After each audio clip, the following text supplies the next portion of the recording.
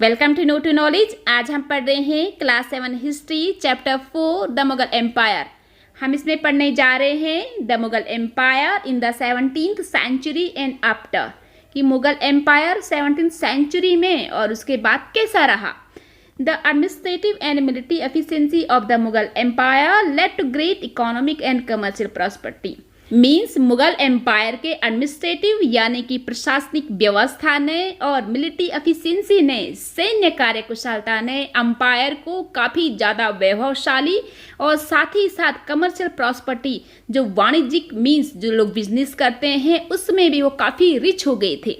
International travellers described it as the fabled land of wealth. तो क्या होता था कि जो देश विदेशों से यहाँ पर ट्रैवलर्स आते थे तो उन्होंने इस लैंड को वैसे ही बताया है कि जैसे वो किस्से कहानी में सुना करते थे यहाँ की वेल्थ के बारे में।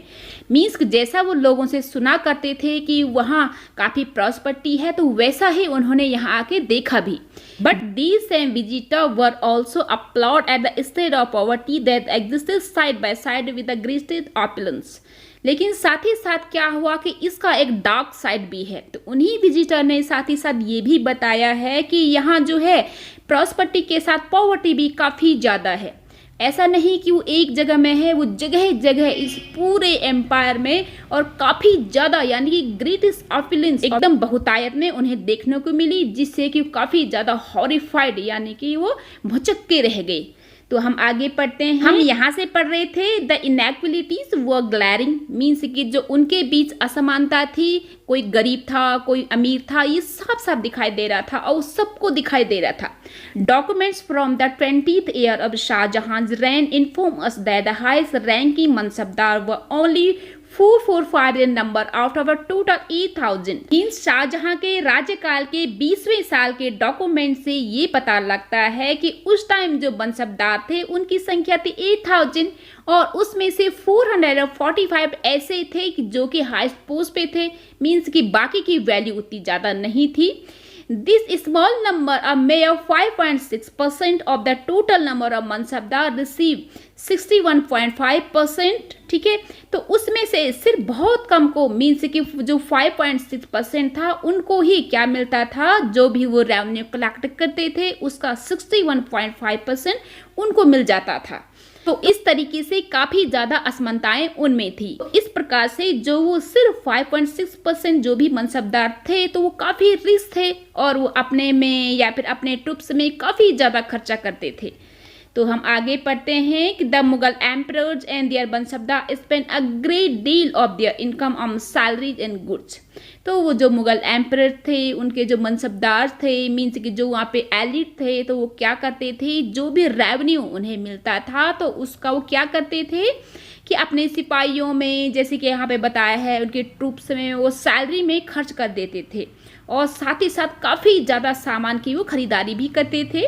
तो this expenditure benefited the artisan and pageantry who supplied them and produce. तो इस खर्चे का फायदा सिर्फ उन्हीं लोगों का होता था कि जो कि आर्टिजन मीन्स काश्तकार होते थे, पीजेंट्री कृषक वर्ग होते थे जो कि अपने सामान को बेचा करते थे, जो भी वो प्रोड्यूस करते थे उसे वो बेचा करते थे, तो उन्हें फायदा होता था। But the scale of revenue collection left very little for the investment in the hands of the primary producers।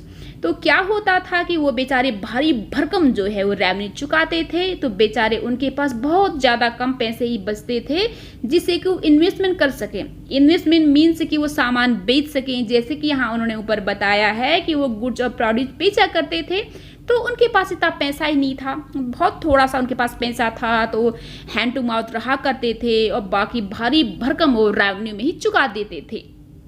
The hand of primary producer the peasant and the artisan. हाँ, तो मीन्स कि जो निचले तबके के हैं उनके पास, बेचारों के पास कुछ रहता ही नहीं था। The poorest among them lived from hand to mouth. बड़ी मुश्किल से वो अपना गुजारा करते थे। And they could hardly consider investing in additional resources. तो बेचारे बहुत ही मुश्किल से यानी कि लगभग ना के बराबर ही सोच पाते थे कि उन्हें इस तरीके की जो एडिशनल रिसोर्सेज हैं, मीन्स की जो टूल्स हैं, उनके पास टूल्स होता है कि जैसे हथियार उपकरण कुछ भी, तो उनमें वो खर्चा कर सकें या फिर कुछ और सप्लाई में खर्चा कर सकें जिससे कि वो बेच सकें। बेचारों के पास वो तो था ही नहीं, तो जिससे वो अपनी प्रोडक्टिविटी को इंक्रीज कर सके, तो ऐसा उनके पास कोई साधन था ही नहीं। The wealthier pageantry and the artisanal group, the merchant and the bankers profited in this economic world. तो क्या होता था कि जो बेचारे निचले तबके के थे, जो गरीब थे, वो तो कुछ कर ही नहीं पाते थे और गरीब होते गए। तो जिनकी कंडीशन उससे ज्यादा अच्छी थी, मीन्स की जो वेल्दियर पेजेंट्री थे, थोड़ा सा अच्छे कृषक थे, जो अच्छे वर्ग के आर्टिजनल ग्रुप मीन्स काश्तकार थे, तो वो अपना सामान बेचा करते थे, तो उनको फायदा होता था। साथ ही साथ जो मर्चेंट मीन्स की जो व्यवसायी लोग होते हैं, बैंकर जो महाजन लोग होते हैं, तो उनको इस टाइप के जो इकोनॉमिक वर्ल्ड है मीन्स जो उनका अर्थशास्त्र की जो दुनिया है, तो उसमें उनको फायदा होता था। The enormous wealth and resources commanded by the Mughal elite made them an extremely powerful group of people in the late 17th century। तो इस तरीके से क्या हुआ कि जो सामंत थे, जो उनके मुगल एलिट थे, तो बाद में काफ़ी ज़्यादा रिच हो गए थे, एकदम से इनॉर्मस वेल्थ उनके पास आ गई थी, क्योंकि उनके पास रिसोर्सेज काफ़ी ज़्यादा बढ़ गए थे।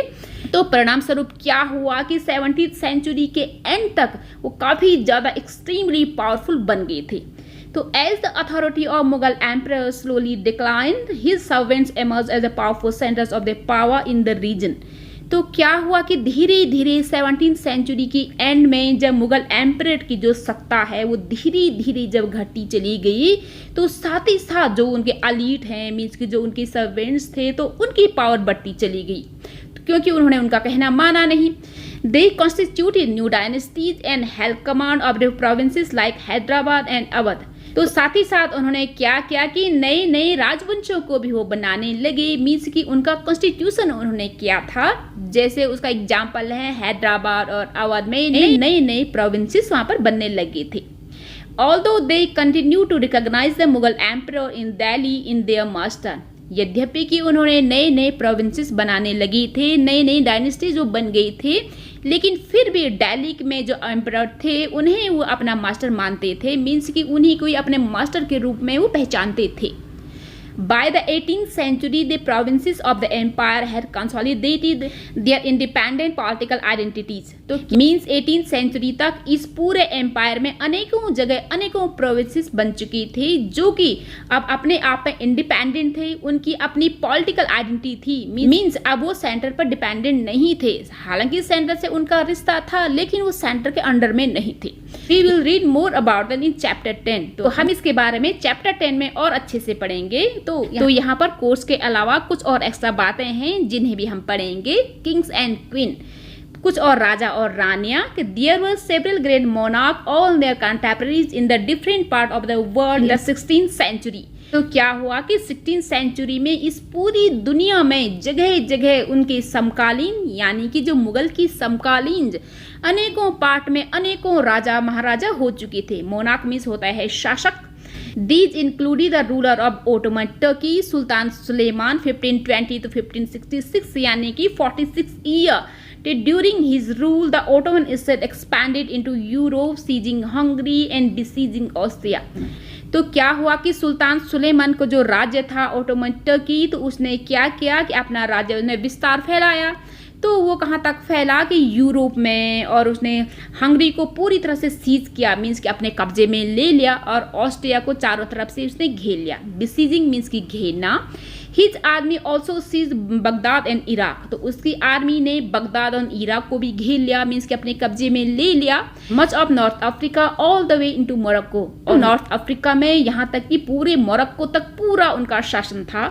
एक्नॉलेज ऑटोमन अथॉरिटी, मीन्स वहां तक सारे लोग ऑटोमन की अथॉरिटी को मानते थे। Suleiman also reconstruct the Ottoman navy, तो क्या हुआ कि सुलेमान ने फिर से ओटोमन नेवी को रिकंस्ट्रक्ट किया, मीन्स कि फिर से उसे बनाया। तो नेवी मीन्स कि समुद्र के रास्ते व्यापार करना, यहाँ वहाँ भ्रमण करना, अपना कमांड वहाँ पे जमाना, तो वो उन्होंने काफी स्ट्रॉन्ग कर लिया था। तो इस domination over the eastern Mediterranean brought the navy into competition with Spain.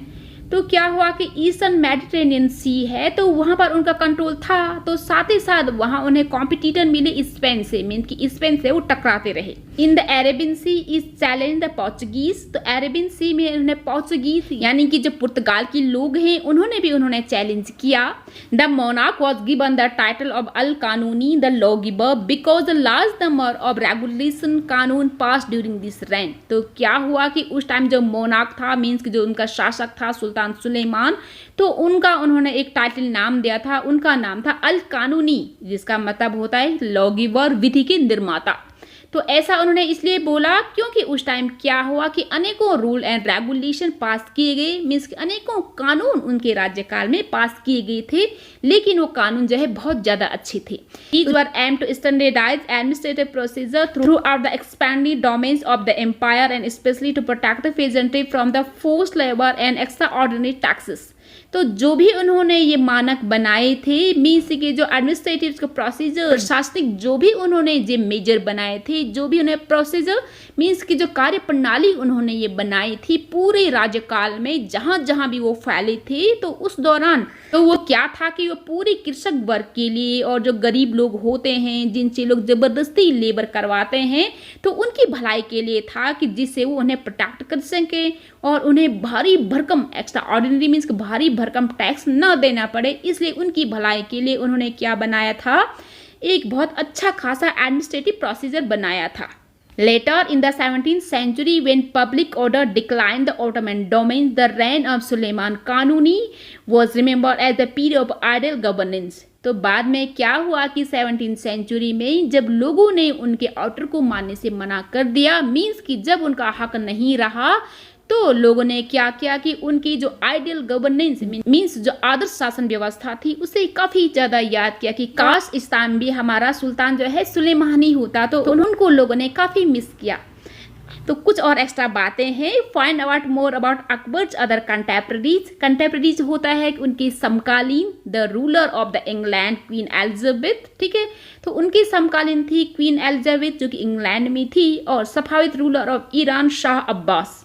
तो ईरान में कौन थे सफाविद के रूलर, वो थे Shah Abbas. And more controversial Russian ruler, और जो ऐसे रशियन रूलर थे कि जो कि हमेशा विवादों में रहते थे, मीन्स कि लोग उनका नाम थोड़ा सा उस तरीके से लेते थे, तो उनका नाम था tsar Ivan fourth Vasilyevich, also called the Ivan the terrible. क्योंकि वो हमेशा विवादों में रही तो लोग उनसे काफ़ी ज़्यादा थर्राते थे, तो इसलिए उनका नाम पड़ा था इवान द टेरिबल, मीन्स कि बहुत ही ज़्यादा भयंकर इवान।